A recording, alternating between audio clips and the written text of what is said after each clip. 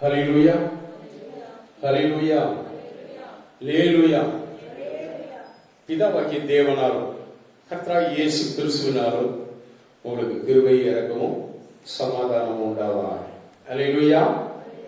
இந்த வேளையிலும் நாம் சிந்திக்கும்படியாக தெரிந்து கொண்டதான வேத வசனம் யோனா தீர்க்கதரிசி புஸ்தகம்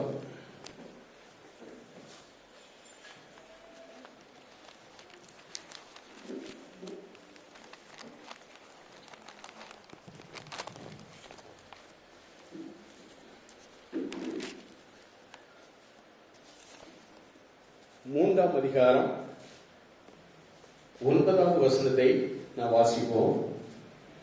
யோனா தீர்க்கதரிசி புஸ்தகம் 3ஆம் அதிகாரம் 9வது வசனத்தை நாம் வாசிப்போம். யாருக்கு தெரியும்? யாருக்கு தெரியும்? இன்றைய செய்தியின் தலைப்பே அதுதான், யாருக்கு தெரியும். அதில் கூறப்பட்டிருக்கிறது, நாம் அழிந்து போகாதபடிக்கு ஒருவேளை தேவன் மனஸ்தாபப்பட்டு தம்முடைய உக்கிர கோபத்தை விட்டு திரும்பினாலும் திரும்புவார் என்று கூற சொன்னார் என்று நாம் இந்த வேத வசனத்திலே நாம் வாசிக்கிறோம். யாருக்கு தெரியும் என்ற அந்த கேள்வியை நாம் பார்க்கும் பொழுது கர்த்தர் ஒருவருக்கே தெரியும். நாம் நிற்பதும் நிர்மூலமாகாதிருப்பதும் கர்த்தருடைய கிருபையே. அல்லேலூயா. பிரியமானவர்களே, கர்த்தர் இதுவரையிலும் நம்மை ஏந்தி தாங்கி தப்புவித்து வழிநடத்தினார். இந்த வேத பகுதியை வாசிக்கும் பொழுது யோனா தீர்க்கதரிசியை போய் நினிவே பட்டணத்திலே நீ பிரசங்கி என்று ஆண்டவர் முதலாம் தரம் அவனுக்கு தரிசனமாகி சொன்ன பொழுது அவன் அங்கு செல்லவில்லை. அவன் அங்கு செல்லாதபடி அவன் வேறொரு திசையை நோக்கி சென்றபடினாலே அவன் சென்ற கப்பலிலே இருந்தவர்கள் அவனை தூக்கி கடலிலே போடப்படும்படியான ஒரு நிலைமை வந்தது. கடல் கொந்தளித்தது. காரணம் என்ன என்று தெரிந்து கொண்ட பொழுது, யோனாவினால் தான் என்று தெரிந்த பொழுது யோனாவை தூக்கி கடலிலே போட்டார்கள். 3 நாட்கள் மீனின் வயிற்றிலே இருந்தான். அந்த யோனாவுக்கு இந்த 3ஆம் அதிகாரம் 1வது வசனத்திலே வாசிக்கும் பொழுது 2ஆம் தரம் கர்த்தருடைய வார்த்தை யோனாவுக்கு உண்டாகி என்று நாம் வாசிக்கிறோம். யோனா அந்த நினிவே பட்டணத்திலே அவன் போய் பிரசங்கம் பண்ணுகிறான். அந்த பட்டணமானது 3 நாட்கள் பிரயாண தூரம். அப்படி என்றால் நீங்கள் அதை பார்க்கணும். அந்த பட்டணத்தை சுற்றி அப்படி நடந்தால் 3 நாட்கள் பிரயாண தூரமாக அந்த நினிவே பட்டணம் காணப்பட்டது. அங்கு அந்த ஒரு இந்த முனையிலிருந்து அந்த முனைக்கு 3 நாள் பிரயாண தூரம் என்றால் அவன் 40 நாட்கள் அங்கு என்ன செய்கிறான்? பிரசங்கம் பண்ணுகிறான். அங்க 40 நாள் அவன் சொல்லிட்டு அவன் சொல்றான், அந்த நகரத்துக்குள் பிரவேசித்து ஒரு நாள் பிரயாணம் பண்ணி இன்னும் 40 நாள் உண்டு, அப்பொழுது நினிவே கவிழ்க்கப்பட்டு போகும் என்று அவன் என்ன செய்கிறான்? அப்படியாக பிரசங்கம் பண்ணுகிறான். இன்னும் 40 நாள். அந்த ஒரு நாள் பிரயாணத்திலே அவன் பிரசங்கம் பண்ணினது இன்னும் 40 நாள் இருக்கிறது. அதற்குள்ளே இந்த தேசம், இந்த நினிவே பட்டணம் கவிழ்க்கப்பட்டு போகும், அழிந்து போகும் என்று அவன் பிரசங்கம் பண்ணிய பொழுது அப்பொழுது என்ன நடக்கிறது என்று சொல்லி பார்த்தால், அவனுடைய அந்த 5வது வசனம் சொல்கிறது, அப்பொழுது நினிவேயில் உள்ள ஜனங்கள் தேவனை விசுவாசித்து உபவாசம் செய்யும்படி கூறினார்கள். பெரியோர் முதல் சிறியோர் மட்டும் ரெட்டுடுத்தி கொண்டார்கள் என்று நாம் பார்க்கிறோம். பெரியோர் முதல் சிறியோர் வரை எல்லோரும் ரெட்டுடுத்தி கொண்டார். ரெட்டு என்று சொல்லி சொன்னால் என்னது? அந்த ஷாகல் கச்சை அப்படி இது பண்ணி உடுத்திடுவாங்க. இந்த அலங்காரமான ட்ரெஸ்ஸை விட்டுட்டு அவங்க அந்த ரெட்டு உடுத்தி சாம்பலை தலையின் மேல் போட்டுக்கொண்டு அப்படியே அமர்ந்திருப்பார்கள். அதுதான் அந்த ரெட்டுடுத்துதல் என்று பெயர். அப்படி இருந்தார்கள் என்றால் அவர்கள் துக்கத்தோடு இருக்கிறார்கள் என்று ஒன்று அர்த்தம். இன்னொன்று, அவர்கள் உபவாசத்தோடு ஆண்டவரை நோக்கி பார்க்கிறார்கள் என்று அர்த்தம். இப்படி அவர்கள் இருப்பதை பார்த்து அதை கேட்ட ராஜா என்ன செய்கிறான்? 6வது வருஷத்துல சொல்லப்படுகிறது, இந்த செய்தி நினிவேயின் ராஜாவுக்கு எட்டின பொழுது அவன் தன் சிங்காசனத்தை விட்டு எழுந்து தான் உடுத்தி இருந்த உடுப்பை கட்டி போட்டு ரெட்டை உடுத்தி கொண்டு சாம்பலிலே உட்கார்ந்தான் என்று சொல்லப்படுகிறது. அல்லேலூயா. ராஜாவும் கூட தேவனை விசுவாசிக்கிறான். இன்றைய நாளிலே அரசாளுகிற ராஜாக்கள் எப்படி இருக்கிறார்கள்? தேசத்திற்கு ஒரு தீமை வருகிறது என்றால் இப்படி செய்கிறார்களா? இல்லை, தேவனை தேடுவதில்லை. நாம் அதை குறித்து நாம் பார்ப்போம் என்று சொன்னால், வேதத்திலே நாம் பார்க்கும் பொழுது ஆசா அரசாண்ட அந்த நாட்களிலே, ஆசா அரசாண்ட அந்த நாட்களிலே நாம் பார்க்கும் பொழுது 2 நாளாகவும் 16ஆம் அதிகாரம் 12வது வசனத்தை நாம் வாசிக்கும் பொழுது, ஆசா அரசாண்ட 39ஆம் வருஷத்திலே தன் கால்களில் வியாதி கண்டு அவன் நோவு மிகவும் உக்கிரமாய் இருந்தது. அவன் தன் வியாதியிலும் கர்த்தரை அல்ல பரிகாரிகளையே தேடினான் என்று சொல்லப்படுகிறது. வியாதியிலே கர்த்தரை அல்ல. அப்படியானால் என்ன? அவனுடைய வாழ்க்கை தரம் எப்படிப்பட்டதாய் காணப்படுகிறது? அவன் கர்த்தரை அல்ல.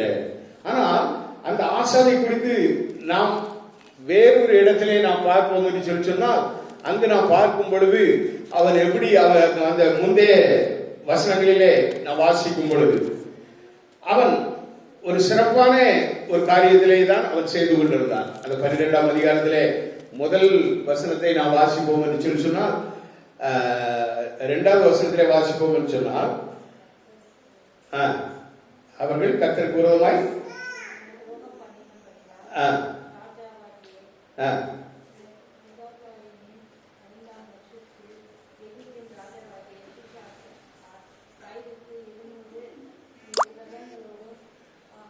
பதினாறாம் அதிகாரம் 12வது வசனம் தான் நான் வாசிக்க சொன்னது.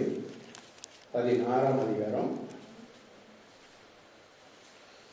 16ஆம் அதிகாரம்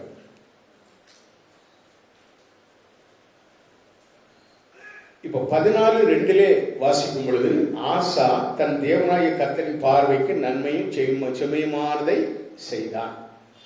11வது வசனத்திலே வாசிக்கும் பொழுது, ஆசா தன் தேவனாகிய கர்த்தரை நோக்கி கூப்பிட்டு, கர்த்தாவே, பலமுள்ளவனுக்காயிலும் பலனற்றவனுக்காயிலும் உதவி செய்கிறது உமக்கு லேசான காரியம். எங்கள் தேவனாகிய கர்த்தாவே, எங்களது துணை நெல்லும் என்று சொல்லி அப்சோத்திரம் என்ன செய்கிறார்? ஒரு ஜெபத்தோடு ஒரு யுத்தத்தை அவர் என்ன செய்கிறார்? அப்படியாக சந்திக்கிறார்.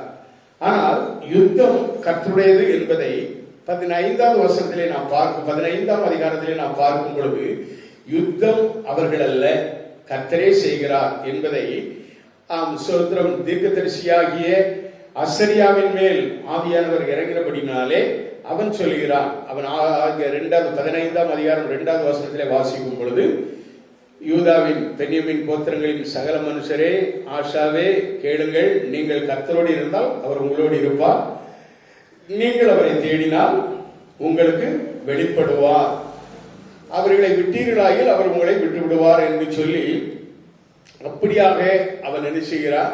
அந்த ஊழியக்காரர் சொன்னதை இவர்கள் கேட்டு எல்லோரும் இந்த ஆணைக்காக எல்லாரும் என்ன செய்கிறார்கள்? 12வது வசனத்திலே 15:12 வாசிக்கும் பொழுது, தங்கள் பிதாக்களின் தேவனாகிய கர்த்தரை தங்கள் முழு இருதயத்தோடும் தங்கள் முழு ஆத்மாவோடும் தேடுவோம் என்றும், சிறியோர் பெரியோர் சிறி புருஷர் எல்லாரிலும் இஸ்ரவேல் தேவனாகிய கர்த்தரை தேடாதவன் எவனோ அவன் கொலை செய்யப்பட வேண்டும் என்றும் ஒரு உடன்படிக்கை செய்து மகா சத்தத்தோடும் கம்பீரத்தோடும் பூரிகளோடும் எக்காலங்களோடும் கர்த்தருக்கு முன்பாக ஆணையிட்டார்கள். இப்படித்தான் அவனுடைய அரசாட்சி இருந்தது. இந்த ஆணைக்காக யூதா ஜனங்கள் யாரும் சந்தோஷப்பட்டார்கள் என்று 15:15 நாம் வாசிக்கிறோம். அப்படியாக தங்கள் முழு மனதோடும் அவரை தேடினார்கள். கர்த்தர் அவர்களுக்கு வெளிப்பட்டு சுற்றுப்புறத்தாரால் யுத்தம் இல்லாதபடிக்கு அவர்களை இளைப்பாற பண்ணினார் என்று சொல்லி நாம் பார்க்கிறோம். ஆனால் ஆசா அரசாண்ட 35ஆம் வருஷம் மட்டும் யுத்தம் இல்லாதிருந்தது என்று சொல்லி அந்த 15 கடைசி வசனத்திலே வாசிக்கிறோம். அப்படிப்பட்ட ஆசா அவன் என்ன செய்கிறான்? தன்னுடைய அந்த ராஜ்ய அந்த பாரம் வந்து பலப்பட்ட பொழுது அவன் என்ன செய்கிறான்? அவனுடைய நடவடிக்கை மாறுகிறது. அவன் தேவனை தெரிந்து கொள்ளாமல், தேவனை சார்ந்து வாழாமல், 16:7 நாம் வாசிக்கும் பொழுது, அக்காலத்திலே ஞான திருஷ்டிக்காரனாகிய அனானி யூதாவின் ராஜாவாகிய ஆசாவினிடத்தில் வந்து அவனை நோக்கி, நீர் உம்முடைய தேவனாகிய கர்த்தரை சார்ந்து கொள்ளாமல் சீரியாவின் ராஜாவை சார்ந்து கொண்டபடினால் சீரியாவின் ராஜாவின் ராணுவம் உமக்கு கைக்கு தப்பி போயிற்று அப்படின்னு சொல்லி 9வது வசனத்திலே சொல்கிறார். தம்மை பற்றி உத்தம இருதயத்தோடு இருக்கிறவர்களுக்கு தம்முடைய வல்லமையை விளங்கப்படும்படி கர்த்தருடைய கண்கள் பூமி எங்கும் உலாவிக் கொண்டிருக்கிறது என்று அப்படியாக அந்த தீர்க்க தரிசி, அவன் ஞான தரிசிக்காரனாகிய அனானி வந்து அவரிடத்திலே சொல்லுகிறார். ஆனால் அந்த 10வது வசனத்தை நான் வாசிக்கும் பொழுது, ஆசா ஞான திருஷ்டிக்காரன் மேல் சினந்து கடும் கோபம் கொண்டு அவனை காவல் அறையிலே வைத்தான். இதெல்லாமலும் அக்காலத்திலே ஜனங்களுக்குள் சிலரை கொடூரமாய் நடப்பித்தான் என்று சொல்லி அவனுடைய ஆக்டிவிட்டிஸே மாறுகிறது. அவனுடைய ராஜ்ய பாரம் எல்லாம் பலப்பட்ட பொழுது அவன் தேவனை மறந்து விட்டான். இன்றைக்கும் அப்படித்தான் அநேகர் ஆண்டவரே கர்த்தாவே கர்த்தாவே என்று சொல்லி கூப்பிடுவாங்க. எல்லா தேவையும் ஆண்டவர் சந்திச்சிட்டாருன்னா அவ்வளவுதான், கடவுளை விட்டு அப்படியே ஒதுக்கிறோம். போதும், நமக்கு எல்லா தேவையும் வந்துச்சு. வேலையிலேயே ஆசீர்வாதம், நல்ல சம்பளம், நல்லா நமக்கு கிடைக்க ஆரம்பிச்சு, நல்ல பிசினஸ் வர ஆரம்பிச்சு, நல்ல தொழில பெருக்க வந்துச்சு. இனிமே கடவுள் என்னதுக்கு சர்ச்சைக்கு போகணும், என்னதுக்கு ஆண்டவரை கும்பிடணும். இப்படி பல விதங்களிலே அவங்களுடைய மனது ஆண்டவரை விட்டு என்ன செய்கிறது, பின்வாங்கி போகிறது. யாரை நம்புவாங்க? தன்னுடைய முதலாளியை நம்புவாங்க, தன்னுடைய எஜமான்களை நம்புவாங்க, இல்லைன்னு சொன்னால் அதிகாரிகளை நம்புவாங்க. ஆனால் தேவனை நம்பாமல் போகிறார்கள். அதைத்தான் இந்த வேத பகுதி சுட்டி காண்பிக்கிறது.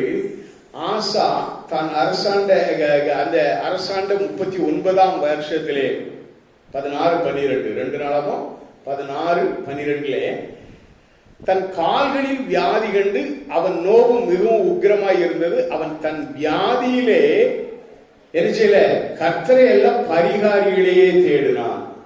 மருத்துவரை தேடுவது, மந்திரவாதிகளை தேடுவது, ஜோசியக்காரரை தேடுவது என்று அவன் பரிகாரிகளையே தேடினான். பாருங்க, அதோடு அவன் என்ன செய்கிறான், அந்த 41வது வருஷத்திலே மரித்து தன் பிதாக்களோட நித்திரை அடைந்தான் என்று சொல்லி வேதம் சொல்லுகிறது. நாம் இப்படித்தான் பார்க்கிறோம்.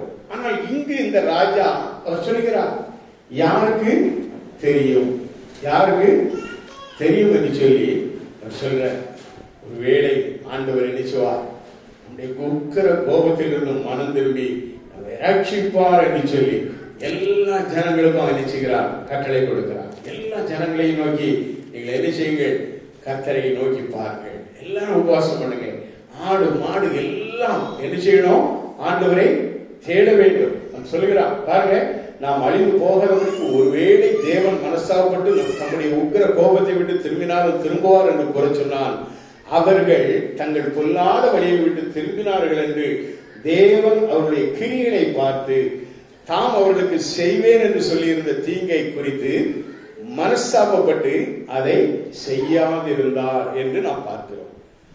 நம்முடைய ஆண்டவர் எப்படிப்பட்டவர்? இரக்கமுள்ள ஆண்டவர். அவர் பார்ப்பது ஒன்றே ஒன்றுதான், உங்கள் வழிகளை விட்டு திரும்புகிறீர்களா, உங்களுடைய பொல்லாத வழிகளை விட்டு நீங்கள் திரும்புகிறீர்களா, கட்டடத்திற்கு திரும்புகிறீர்களா, இல்லை என்றால் நான் இப்படித்தான் செய்வேன், இப்படித்தான் போவேன், இப்படித்தான் இருப்பேன், நான் இப்படித்தான் வாழ்வேன், என்னை யாரும் எதுவும் கேட்கக்கூடாது, யாரும் எதுவும் சொல்லக்கூடாது என்று நம்முடைய பாதைகளில் நாம் நடக்கிறோமா? அப்படி நடந்தால் என்ன நடக்கும் என்பதைத்தான் அந்த ராஜாவின் மூலமாக நான் உங்களுக்கு சொன்னேன். இன்னும் நீங்கள் அந்த ராஜாக்களின் புஸ்தகத்திலே நீங்கள் வாசிப்பீர்கள் என்று சொன்னால் 2 நாளாகவும் 24ஆம் அதிகாரம் என்று நினைக்கிறேன், அதிலே நாம் பார்க்கலாம். அங்கே 21ஆம் அதிகாரத்திலே நான் வாசிக்கும் பொழுது அங்கு நாம் ஒரு ராஜாவை குறித்து பார்க்கிறோம். சுதந்திரம். அவனுடைய யோராம் என்கிறதான ஒரு ராஜா. அவன் இந்த 21:20 நான் வாசிக்கும் பொழுது, அவன் ராஜாவாகிற போது 32 வயதாக இருந்து 8 வருஷம் எருசலேமிலே அரசாண்டு விரும்புவார் இல்லாமல் இறந்து போனான் என்று அவனை குறித்து சொல்லப்படுகிறது. காரணம் என்ன? அவன் தாவீதை போல உத்தமமாக என்ன செய்யல, வாழல, உத்தமமாக கர்த்தருக்கு முன்பாக ஜீவிக்கல. இன்னும் நாம் பார்ப்போம் என்று சொன்னால், அவனுடைய வாழ்க்கை அப்படியாக கர்த்தரை சார்ந்து வாழாமல் கர்த்தருக்கு விரோதமாக அவன் ஆட்சி செய்தான். அதனாலே அவனுடைய ராஜ்யபாரம் அவனை விட்டு போயிட்டு அவன் சீக்கிரமாய் மரித்து விட்டான் என்று சொல்லி நாம் பார்க்கிறோம். இன்னும் நாம் 2 நாளாகவும் 24ஆம் அதிகாரத்திலே நாம் வாசிக்கும் பொழுது அங்கும் கூட நாம் பார்க்கலாம். அங்கும் கூட ஒரு ராஜாவை குறித்து தெளிவாக சொல்லப்படுகிறது. இப்படியாக ராஜாக்கள் ஏன் தள்ளப்படுகிறார்கள்? ராஜாக்களை ஏற்படுத்தி ராஜாக்களை தள்ளுகிறவர் நம்முடைய ஆண்டவர். ஹல்லேலூயா. அதை அறியாது தங்களுடைய இஷ்டமான போக்கிலே அவர்கள் வாழ்ந்தபடியினாலே அப்படி தள்ளப்பட்டு போகிறார்கள். அவர்களை விட்டு ஆண்டவர் பிரிந்து விடுகிறார். அவர்களோடு கூட இருந்து யுத்தம் பண்ணுகிற கர்த்தர் அவர்களை விட்டு விலகி விடுகிறார். அதுதான் உண்மையான காரணம். இந்த இடத்துல நான் பார்க்கும் பொழுது இந்த நினிவே ராஜா தம்மை தாழ்த்துகிறார், முற்றிலுமாக தாழ்த்துகிறார். அவர் சொல்கிறார் 7வது வசனத்திலே 3:7, யோனா 3:7, மேலும் ராஜா தானும் தன் பிரதானிகளும் நிர்ணயம் பண்ணின கட்டளையாக நினிவேயிலெங்கும் மனுஷரும் மிருகங்களும் மாடுகளும் ஆடுகளும் ஒன்றும் ருசி பாராதிருக்கவும் மேயாமலும் தண்ணீர் குடியாமலும் இருக்கவும் மனுஷரும் மிருகங்களும் ரெட்டினால் மூடிக்கொண்டு தேவனை நோக்கி உரத்த சத்தமாய் கூப்பிடவும் அவரவர் தம் தம் பொல்லாத வழியையும் தம் தம் கையில் உள்ள கொடுமையையும் விட்டு திரும்ப கடவர்கள் என்று அப்படியாக சொல்லப்படுகிறது. ராஜா உத்தரவு கொடுக்கிறார். அப்ப அந்த ஜனங்கள் எவ்வளவு மோசமாக இருந்திருப்பார்கள், எவ்வளவு தாந்தோண்டித்தனமாக இருந்திருப்பார்கள். அவருடைய வழிகளை விட்டு மாற வேண்டும் என்று ராஜாவும் கட்டளையிடுகிறார். இதை கண்ணோக்கி பார்க்கிறார். யாரு? நம்முடைய தேவனாகிய கர்த்தர். நம்முடைய தேவனாகிய கர்த்தர் எப்பொழுதுமே மனுஷனுடைய கிரியைகளை பார்க்கிறார். உன் முகத்தை பார்ப்பதல்ல,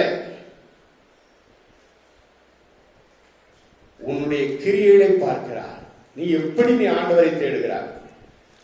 நான் எத்தனையோ முறை சொல்லிவிட்டேன், இனிமேல் நான் சொல்ல போவது கிடையாது. சொல்லாமல் ஒரு காரியத்தை நான் செய்வேன். சரியாக ஆரம்பித்து டக்குன்னு முடிச்சிருவேன்.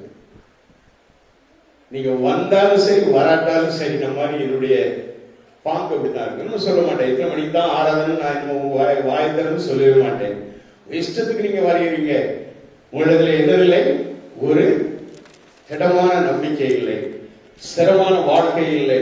கர்த்தரை தெரிந்து கொள்ள வேண்டும், கர்த்தரை அன்பை ஆசீர்வாதத்தை பெற்றுக்கொள்ள வேண்டும் என்ற ஒரு மனப்பாங்கு உங்களிடத்தில் இல்லை.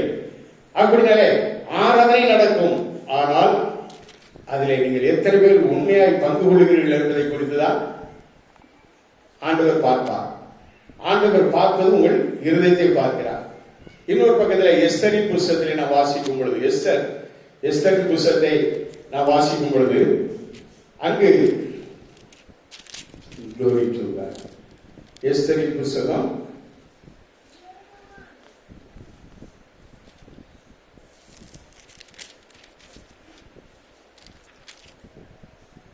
4ஆம் அதிகாரம் 14வது வசனம். எஸ்தரின் புஸ்தகம் 4ஆம் அதிகாரம் 14வது வசனம்.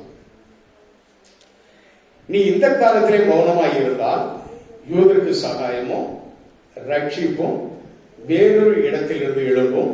அப்பொழுது நீயும் உன் தகப்பன் குடும்பத்தாரும் அழிவீர்கள். நீ இப்படிப்பட்ட காலத்துக்கு உதவியாய் இருக்கும்படி உனக்கு ராஜ மேன்மை கிடைத்திருக்கிறாமே, யாருக்கு தெரியும் என்று சொல்ல சொன்னார். இந்த இடத்துல எஸ்தர் இப்பொழுது ராஜாத்தியாக அவள் என்ன செய்கிறாள்? தேர்ந்தெடுக்கப்பட்டிருக்கிறாள். மொர்தேகாய் அவளுடைய சித்தப்பா, எஸ்தருடைய சித்தப்பா. நல்லா சொல்ல போனா எஸ்தர் தாய் தகப்பன் இல்லாத ஒரு அனாதை. தாய் தகப்பன் கிடையாது. மொர்தெகாய்க்கு சகோதரனுடைய பிள்ளை, அவ்வளவுதான். ஆனால் இப்படிப்பட்ட அனாதையை மொர்தெகாய் எடுத்து வளர்த்து அவளை ஆளாக்கி அவளுக்கு ஆலோசனை சொல்லி இப்பொழுது ராஜ வஸ்திரம் தரித்து ராஜாத்தியாக ராஜாவினுடைய மனைவியாக அங்கீகரிக்கப்பட்டவள். வஸ்தி எனப்படுகிற அந்த ராணி தள்ளப்பட்ட பொழுது அந்த ஸ்தானத்திலே எஸ்தரை ஆண்டவர் நிலைநிறுத்துகிறார். ஆனால் என்ன நடக்கிறது? மொர்தெகாய் அந்த வாசலிலே, அரண்மனை வாசலிலே உட்கார்ந்திருக்கும் பொழுது அங்கு ஆமான் என்பவன், அவன் பிரதானி, அவன் ஒரு மந்திரி. அவன் வரும் பொழுது இவன் எழுந்து அவனுக்கு வணக்கம் செலுத்தவில்லை, அவனுக்கு வணக்கம் செலுத்தவில்லை என்ற கோபத்தை அவன் மொர்தெகாயிடம் காண்பிக்கவில்லை. என்ன செய்கிறான்? அப்படியே ஆண்டவருடைய ஜனத்தின் மேலே, ஆண்டவரால் தெரிந்து கொள்ளப்பட்ட ஜனத்தின் மேலே யூதர்களுக்கு விரோதமாக அவனுடைய செயல்பாடுகள் காணப்படுகிறது. யூதரை எல்லாம் அந்த இனத்தையே அழித்துவிட வேண்டும் என்று கங்கணம் கட்டுகிறான் ஆமான். அவன் ராஜாவினிடத்தில் பேசி அவருடைய முத்திரை மோதிரத்தின் அந்த மோதிரத்தினுடைய அந்த பதிவோடு கூட ஒரு லெட்டரை பெற்றுக்கொண்டு எல்லா நாடுகளுக்கும் அவன் என்ன செய்கிறான்? யூத இனத்தை மொத்தமாக அழித்துவிட வேண்டும் என்று அவன் என்ன செய்கிறான்? அப்படியாக ஒரு ஆணையை அவன் அனுப்புகிறான். இப்படிப்பட்ட ஆணை, அதாவது இந்து தேசம் முதல் எத்தியோப்பியா தேசம் வரைக்கும் உள்ள 127 நாடுகளையும் அரசாண்ட ஆகாஸ் வேருவின் நாட்களிலே சம்பவித்தது என்று எஸ்தர் 1ஆம் அதிகாரம் 1வது வசனத்திலே நாம் வாசிக்கிறோம்.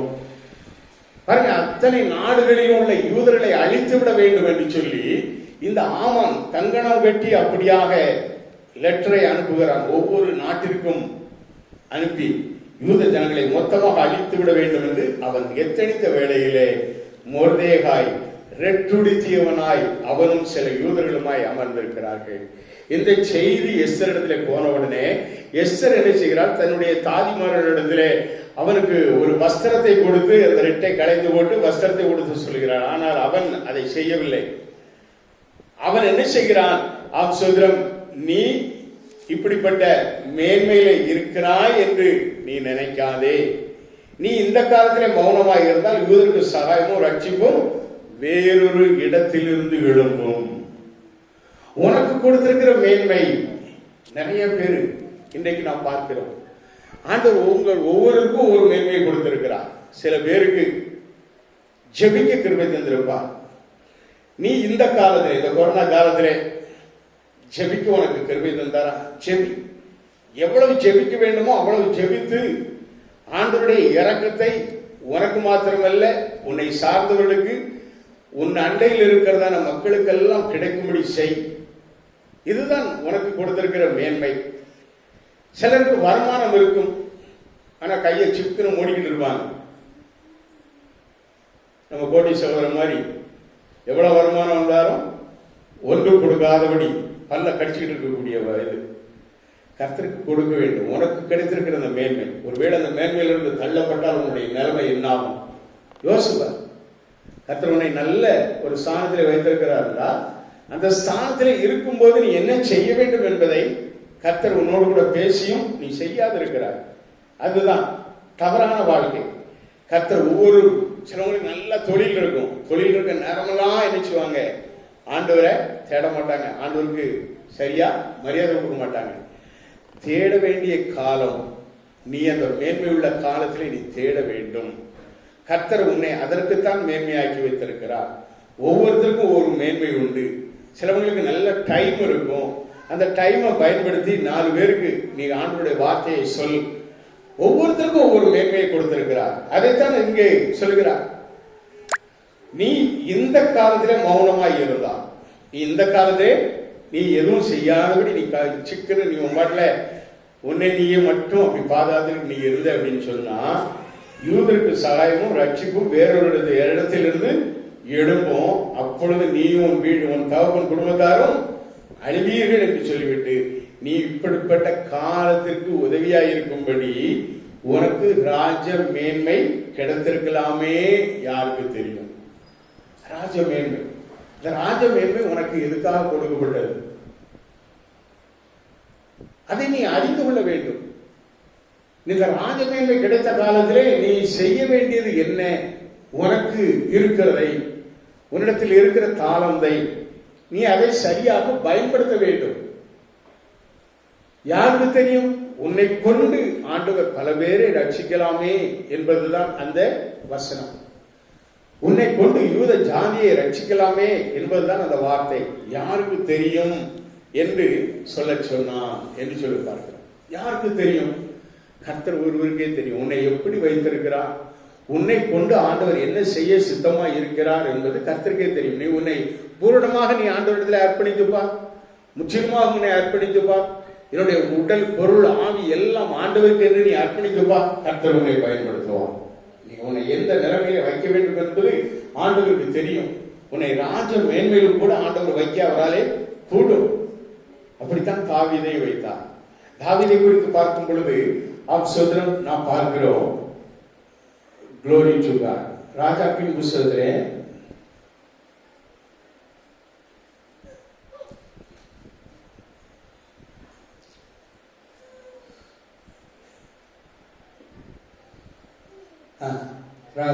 ரெண்டு சாமுவேல் 12:22 நான் வாசிக்கும் பொழுது அந்த தாவீதை குறித்து ஒரு காரியத்தை பார்க்கிறோம். தாவீது தன்னுடைய வாழ்க்கையிலே செய்த ஒரே ஒரு தவறு. அது என்ன தவறு? அவன் பத்சேபாள் என்கிறதானே ஒரு சகோதரிடத்திலே இன்னொருவனுடைய மனைவியினிடத்திலே அவன் பிரவேசித்ததனாலே அவன் பாவம் செய்தான். அந்த பாவத்திலே என்ன நடந்தது என்றால், அந்த பத்சேபாளுக்கு ஒரு வயிற்றிலே குழந்தை உருவாயிற்று. அந்த பத்சேபாளுடைய புருஷன் பேர் உரியா. அந்த உரியா போர்க்களத்திலே இருக்கும் பொழுது முன்னணியிலே நிறுத்தப்பட்டு அவன் கொலை செய்யப்படுகிறான். போர்க்களத்திலே அவனை முன்னாலே நிப்பாட்டி வீரர்கள் எல்லாம் பின்னாலே வரும் பொழுது எதிரிகளாலே கொல்லப்படுகிறான். அது ஒரு கொலைதான்.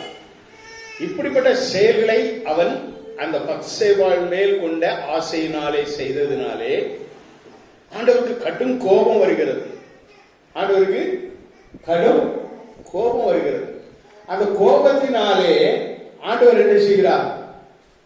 அவள் வயிற்றில் உருவான அந்த குழந்தையை அடித்தார் என்று சொல்லி நாம் அந்த வசனத்திலே நாம் வாசிக்கிறோம். 2 சாமுவேல் 12:22 நான் வாசிக்கும் பொழுது 12:13 நான் வாசிக்கும் பொழுது, அப்பொழுது தாவீது நாத்தானிடத்தில் நான் கர்த்தருக்கு விரோதமாய் பாவம் செய்தேன் என்றான்.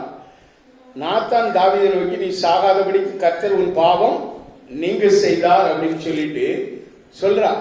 ஆனா அதே வேளையிலே 14வது வசனத்திலே, ஆனாலும் இந்த காரியத்தினாலே கர்த்தருடைய சத்துருக்கள் தூஷிக்க நீ காரணமாய் இருந்தபடியினால் உனக்கு பிறந்த பிள்ளை நிச்சயமாக சாகும் என்று சொல்லி நாத்தான் தன் வீட்டுக்கு போய்விட்டான். நாத்தான் என்கிற ஒரு தீர்க்கதரிசி மூலமாக கர்த்தர் தாவீதோடு பேசுகிறார். அவன் செய்த பாவம், அந்த பாவத்தினாலே பிறந்த அந்த பிள்ளை பிறந்த நாளிலே அது நோய்வாய்ப்பட்டு இருந்தது என்று சொல்லி நாம் பார்க்கிறோம். 16வது வசனத்திலே நாம் பார்க்கும் பொழுது, தாவீது அந்த பிள்ளைக்காக தேவனிடத்தில் பிரார்த்தனை பண்ணி உபாசித்து உள்ளே போய் முழுவதும் தரையில் கிடந்தான் என்று நாம் பார்க்கிறோம். இரவு முழுவதும் அவன் தரையிலே கிடக்கிறான். அந்த பிள்ளைக்காக அவன் செபிக்கிறான். நல்லா யோசிக்கணும். அவன் செய்த பாவத்தினாலே பிறந்த பிள்ளை, கர்த்தர் அந்த பிள்ளையை அடித்திருக்கிறார். ஆனால் இவன் உபாசம் இருந்து செபிக்கிறான். இன்னைக்கு அநேக சில வேளைகளில் எதற்காக நாம் செபிக்கிறோம்? இந்த காரியம் கர்த்தருக்கு பிரியமானதா? கர்த்தர் நமக்கு இதை சொன்னாரா? எதற்காக நாம் செபிக்கிறோம் என்பது தெரியாமல் செபித்துக் கொண்டிருக்கிறார்கள். இவர்களே ஒன்றை எண்ணிச்சுவார்கள், சிந்தித்து விடுவார்கள். இதை செய்தால் கர்த்தர் நம்மை ஆசீர்வதிப்பார், இதற்காக நான் செபிக்கிறேன். இவர்களை திட்டம் போட்டுக் கொள்வது, இவர்களை எண்ணிக்கொள்வது, இவர்கள் செய்யக்கூடிய அல்லது ஒரு தொடங்கக்கூடிய ஒரு தொழிலுக்காக, இல்லை என்றால் ஏதாவது ஒரு காரியத்திற்காக இவர்கள் வைத்து அது தேவனுடைய சித்தமா என்பதை அறியாமல் விழுந்து விழுந்து உபாசித்து செபிப்பார்கள். இங்க நாம் பார்க்கிறோம் 7 நாள் இவன் நினைச்சுகிறான், அப்படி செபிக்கிறான். 18வது வசனம் சொல்லுகிறது, 7ஆம் நாளில் பிள்ளை செத்து போயிட்டு. அல்லேலூயா. 7 நாள் சிலவங்கலாம் உபாசம் இருந்து ஜெபம் பண்ணுவாங்க, கர்த்தாவே கர்த்தாவேன்னு. ஆனால் அந்த காரியத்தை முதலாவது நீ தேவனுடைய சமூகத்தில் வைத்து, இது ஆண்டவர் நமக்கு சொன்னாரா? இந்த காரியத்தை செய்வதற்கு தேவனுடைய சித்தம் உள்ளதா? தேவன் தாம் இதை தருவேன் என்று சொன்னாரா என்று கேட்பதே கிடையாது. இவர்களே எண்ணிச்சுவார்கள். ஒரு காரியத்தை வைத்து விட்டு விழுந்து விழுந்து செவிப்பாங்க. அதுலயும் சிலவங்க எண்ணிச்சுவாங்க, இந்த மோகன் லாசரஸ் சொன்னார்னு சொல்லிட்டு முழங்கால் போட்டு அவர் உபாசம் இருந்து ஜெபிக்கிறார்னு சொல்லி இவங்களும் சேர்ந்து ஜெபிப்பாங்க. என்னதுக்காக ஜெபிக்கிறோம்? எதற்காக ஜெபிக்கிறோம்? யாருக்குமே தெரியாது. முடிச்சா இவங்களும் முடிச்சுடுவாங்க. அவர் உபாசம் முடிச்சேன் அப்படின்னு சொன்னா இவங்களும் முடிச்சுடுவாங்க. எதற்காக ஜெபித்தார்? அந்த காரியத்தை நீ பெற்றுக்கொண்டாயா? நீ ஜெபித்த காரியத்தை உனக்கு விடுதலை கிடைத்ததா என்று நீ ஆராய்வதே கிடையாது. ஏதோ ஒன்றை நினைத்தோம், உடனே அவரும் முழங்கால் கொடுக்கிறார், நானும் முழங்கால் கொண்டேன். நீயாக தேவனிடத்தில் கேட்டு அறிந்து நீ செபித்தால் கர்த்தர் அதற்கு விடுதலை தருவார். அல்லேலூயா. பிரியமானவர்களே, 22வது வசனத்திலே நாம் அங்கு பார்க்கிறோம், அதற்கு அவன், பிள்ளை இன்னும் உயிரோடு இருக்கையில் பிள்ளை பிழைக்கும்படிக்கு கர்த்தர் எனக்கு இறங்குவாரோ எப்படியோ யாருக்கு தெரியும் என்று உபாசித்து அழுதேன் என்று சொல்றான். அந்த தாவீதை பார்த்து அவனுடைய ஊழியக்காரர்கள் கேட்காங்க, ஐயா சாப்பாடு சாப்பிடுங்க. நான் சாப்பிட மாட்டேன், கம்முன்றதுதான், எதுவுமே பேசல. உடனே ஊழியக்காரங்க ஒருத்தர் அவன் பக்கத்திலே போக முடியல. யாருமே ராஜா பக்கத்திலே போகல. 7ஆம் நாள்ல பிள்ளை செத்து போயிட்டு, செத்து போற பிள்ளைக்காக இவர் இன்னும் உபாசத்தில் இருக்காருன்னு சொல்லிட்டு என்ன பண்றாங்க, எல்லாரும் அவங்கவுங்க புசு புசுன்னு பேசிட்டு இருக்காங்க. இதை கேட்ட உடனே அவனுக்கு தெரிஞ்சு வச்சு ஏதோ ஒன்று நடந்துட்டு, பிள்ளை செத்து போயிட்டு அப்படின்னு சொன்ன உடனே அவன் கேட்கிறான், பிள்ளை செத்து போயிட்டோ அப்படின்னு சொல்லிட்டு அவன் கேட்ட உடனே எல்லாரும் சொல்றாங்க 19வது வசனத்துல, 2 சாமுவேல் 12:19 என்ன சொல்றாங்க, பிள்ளை செத்து போயிட்டு என்று அறிந்து தன் ஊழியக்காரரை நோக்கி பிள்ளை செத்து போயிட்டோ என்று கேட்டான். செத்து போயிட்டு என்று சொன்னார்கள். பாருங்க, செத்து போயிடுச்சுன்னு சொன்னாங்க. இப்ப உடனே என்ன செய்தான் தெரியுமா? பிள்ளை செத்து போயிடுச்சு. எந்திரிச்சான், அவன் பாட்டுல போய் குளிச்சான், இலையை போட்டு சாப்பாட்டுக்கு உட்கார்ந்தான். இப்ப சாப்பிட ஆரம்பிச்சான். 7 நாள் விழுந்து விழுந்து சோம் பண்ணான். எதுக்கு? அந்த பிள்ளை பிழைச்சிருட்டு. ஆனால் அந்த பிள்ளையே தேவ சித்தத்தினால் அல்ல, பாவத்தினாலே பிறந்தது. அதே போல நாமும் கூட சில காரியங்கள், அது என்ன காரியத்தினாலே நாம் செபிக்கிறோம், நாம் செபிக்கக்கூடிய காரியம் அது கர்த்தருக்கு பிரியமான காரியமா என்பதை பார்த்து நாம் செபிக்கணும். இல்லைன்னா அந்த காரியம் எப்படி இருக்கும்? செத்து போனதாக காணப்படும். இப்ப பிள்ளை செத்து போச்சு.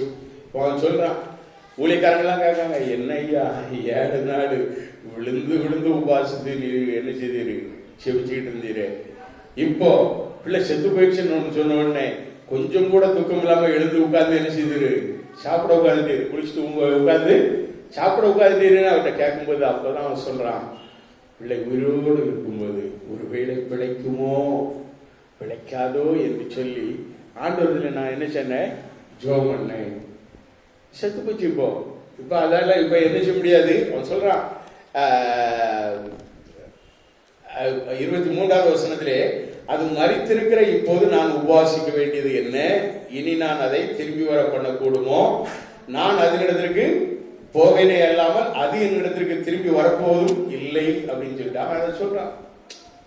பிள்ளை செத்து போச்சு, அது என்னது வராது, நான் தான் அதற்கு போனோம், நான் மரிச்சுதான் அதோட இடத்துக்கு போனோம் அப்படின்னு சொல்லிட்டு அவன் சொல்றான். அதனால இப்போ அந்த காரியத்துக்காக நான் ஜெபிக்க வேண்டியது அவசியம் இல்லை அப்படின்னு சொல்லிட்டு எந்திரிச்சிட்டே அப்படின்னு சொல்லுவான்.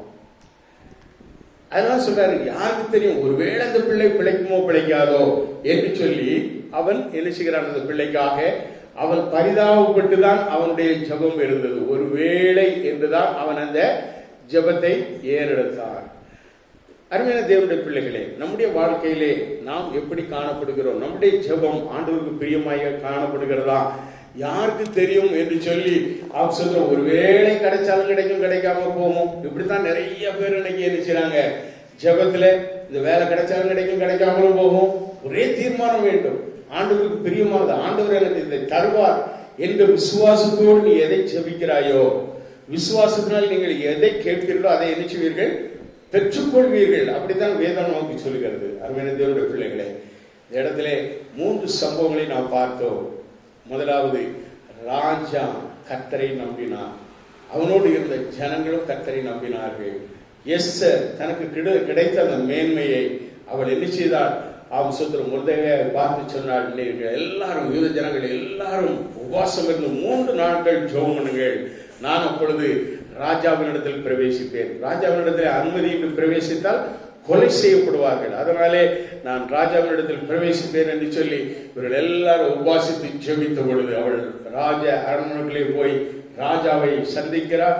சந்தித்த மாத்திரத்திலே ராஜா தன்னுடைய பொற்களை நீட்டி அப்படியாக எஸ்தருக்கு இரக்கம் காண்பிக்கிறான். எஸ்தர் ராஜாதி அவள் என்ன செய்கிறார், அப்படியாக அவளுடைய வேண்டுதலை டிஃபரெண்டாக சொல்வாள். என்னுடைய விருந்துக்கு வாருங்கள் என்று அழைத்து 3வது முறையாக விருந்து செய்யும் பொழுது அவள் தன்னுடைய விருப்பத்தை நிறைவேற்றுகிறார். யூத ஜனங்கள் காக்கப்படுகிறார்கள். யாருக்காக, முருதைக்காக ஆமான் செய்த அந்த தூக்கு மரத்திலே ஆமானையே தூக்கிலிடும்படி கர்த்தர் கிரியை செய்கிறார். அல்லேலூயா. அப்படினாலே உன்னுடைய ஜெபம் அது ஆண்டவரோடு கூட இணைந்த ஜெபமாக அநேருக்கு மேன்மையாக காணப்படத்தக்கதாக உன்னுடைய மேன்மையை நீ பயன்படுத்தினால் கர்த்தர் நிச்சயமாக எண்ணிச்சுவார், உன்னோடு கூட இருந்து உன்னுடைய ஜெபத்தை ஆசீர்வதிப்பார். உன்னுடைய ஜெபத்தினாலே உனக்கு விரோதமாக எழும்பினவர்கள் அவர்கள் வெட்டின குழியிலே அவர்கள் விடுவார்கள். அல்லேலூயா. உனக்கு விரோதமாக செயல்பட்டவர்கள், உனக்கு விரோதமாக எதிர்த்தவர்கள், உன்னை கொலை செய்ய வேண்டும் என்று நினைக்கிறவர்கள் அவர்கள் தாங்கள் வெட்டின குழியிலே தாங்கள் விழுவார்கள் என்பது உண்மை நிறைந்த சத்தியம். அதே வேளையிலே நம்முடைய ஜெபம் ஆண்டவருக்கு பிரியமானதாய் காணப்பட வேண்டும். அல்லேலூயா. சோதரம். யாருக்கு தெரியும், நாம் ஆண்டவருடைய கரத்தில் இருக்கிறோம். கர்த்தர் நம்ம ஒவ்வொருவரையும் ஆசீர்வதிக்க விரும்புகிற தேவன் நிச்சயமாக நம்மை ஆசீர்வதிப்பார். அல்லேலூயா. அவருடைய கருத்திலே அர்ப்பணித்தார். கர்த்தர் ஒருவருக்கே தெரியும் நம்மை குறித்து, நம்முடைய எதிர்காலத்தை குறித்து, நம்முடைய பிள்ளைகளை குறித்து, நம்முடைய குடும்பத்தை குறித்து ஆண்டவர் நிச்சயமாக நல்ல எண்ணங்கள், நல்ல உயர்வான எண்ணங்கள் கொண்ட ஆண்டவர் நம்முடைய ஆண்டவர். அவசரத்தில் நம்முடைய வழிகளை ஆண்டவர் கோபிக்கும் பொழுது வானத்தை பார்க்கும் பூமி எவ்வளவு, பூமியை பார்க்கும் வானம் எவ்வளவு உயர்வாக இருக்கிறதோ அப்படியே உன்னுடைய எண்ணங்கள் வழிகளை பார்க்கும் என்னுடைய வழிகள் உயர்வாய் இருக்கிறது என்று ஆண்டவர் சொல்கிறார். அதே போல நாம் ஆண்டவருடைய ஆசீர்வாதத்தை நாம் பெற்றுக்கொள்ளத்தக்கதாய் ஆண்டவரிடத்திலே நம்மை அர்ப்பணிப்போம். கர்த்தர் தாமே நம்மை ஆசீர்வதிப்பார். ஹல்லேலூயா. கர்த்தருக்கே மகிமை உண்டாவதாக. ஆமென், ஆமென்.